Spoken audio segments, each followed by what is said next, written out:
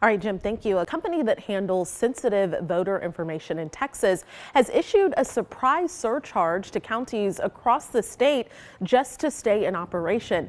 So those counties include Hays and Williamson.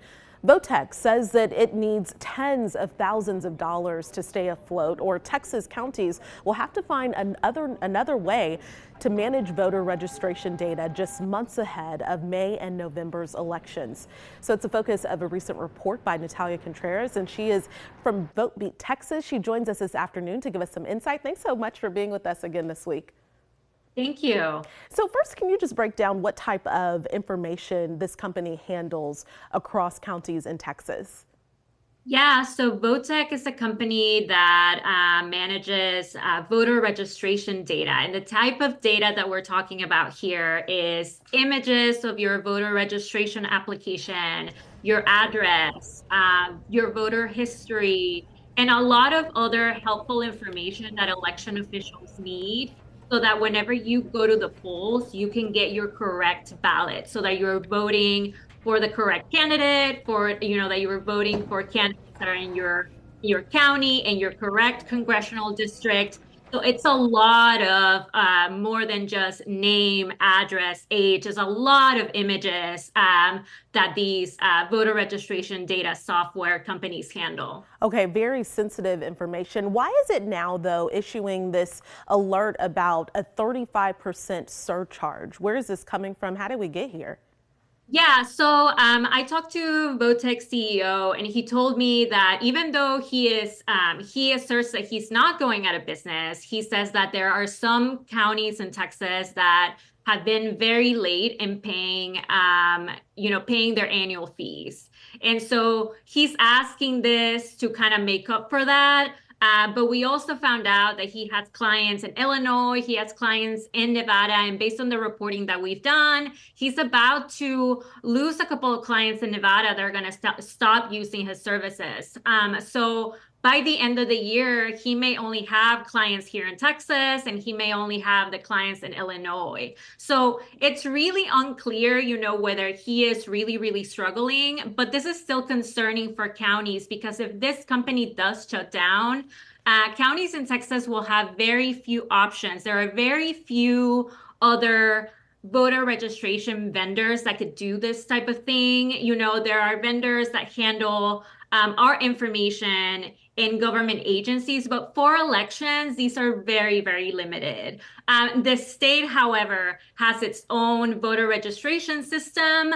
A lot of counties use it already, but there is a reason why 32 counties in the state choose to use a third-party vendor like Votec, because, like, for example, Harris, Tarrant, and Dallas, they're huge counties, right? And it's a lot of data. And the state in the past has been very limited about the type of data that it can handle. So the question here is, what happens if a company like this does go under? Okay, and going back to something you just said, you said Nevada has decided to end its relationship with this company.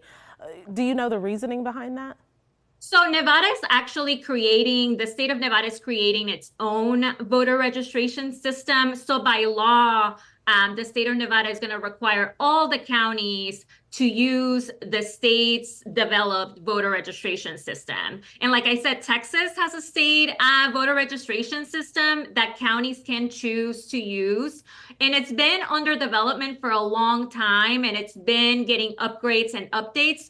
But there's still, some issues with it. Sometimes it's slow. And there's reasons why, like I said, some of these large counties that handle a lot of data from millions of voters choose, these other software companies. Okay, so in our area, Hays and Williamson counties, they received an alert from this company saying that they need to pay. How are they responding? Are they going to be able to pay this fee?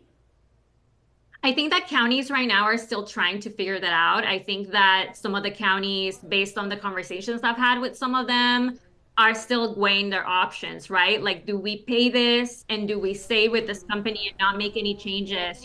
Right now, they're trying to meet deadlines. They're preparing for elections. So do they transition to another system that they would have to train election workers on how to use, or do they stay with Votec? Do they pay this?